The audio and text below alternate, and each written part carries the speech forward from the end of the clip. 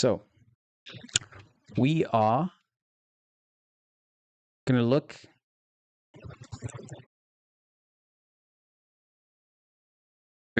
at Romans 12, verse 2.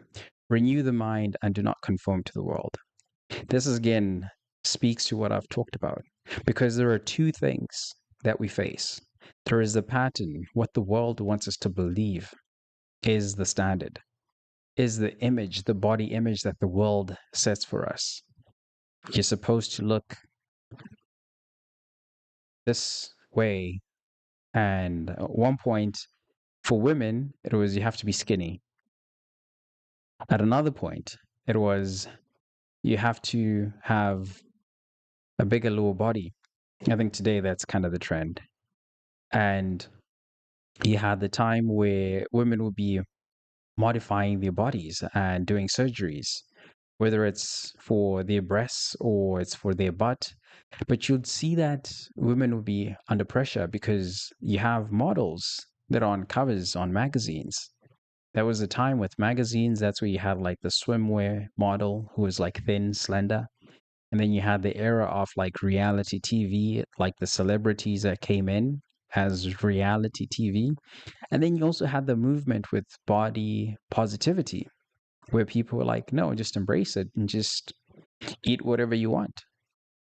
So you see these standards just show up. It's a pattern that just happens over and over again. And it's cyclical. It's always cyclical.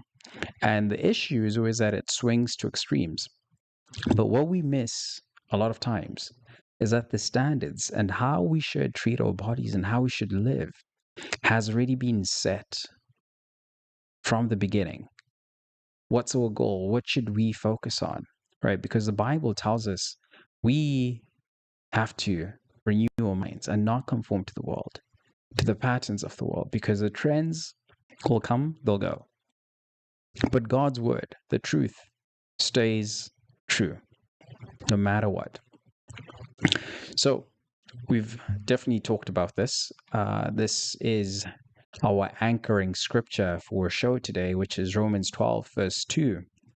And we've really talked about this, right? Like your body is your identity. But what we find is that in this scripture, in scripture, and throughout the episode today, is that you'll find that your body is supposed to be something that you steward and you build discipline and not obsess about how you look.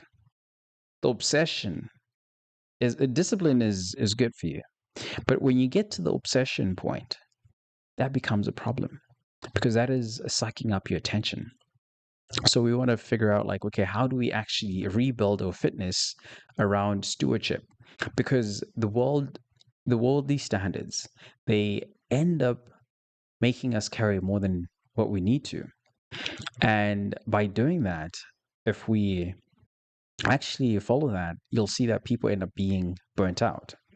But if you really stick with what scripture tells us, how we should treat our bodies, there is relief because you realize that God is who sustains us. God is the one who grants us good health.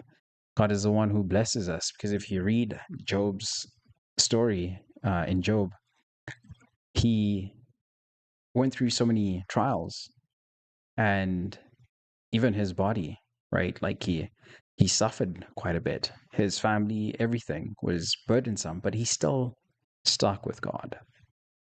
He still stuck with God and he was still blessed. So regardless of what you do, I know like these scriptures that say, okay, you have to live a good life, you have to do X, Y, Z, but at the end of the day, it's still God who's going to bless us, right? So when we try keep up with worldly standards and think that that's what's going to set us free, we've got a problem. Houston, we've got a problem.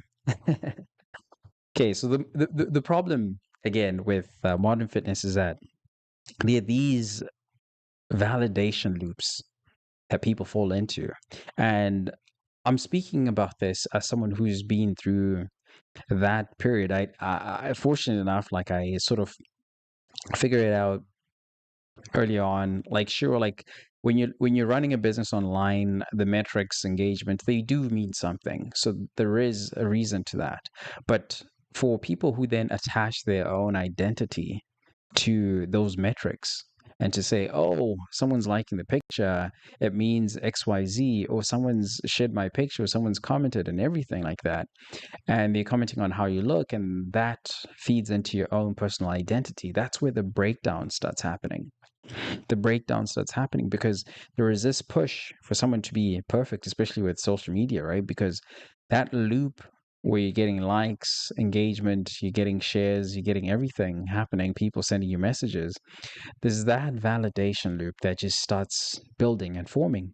And when people stop liking or commenting, or the algorithm changes, now what are you going to do?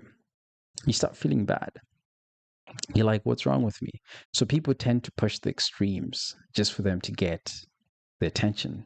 Because at the end of the day, what you realize is that your own identity is now tied into the metrics.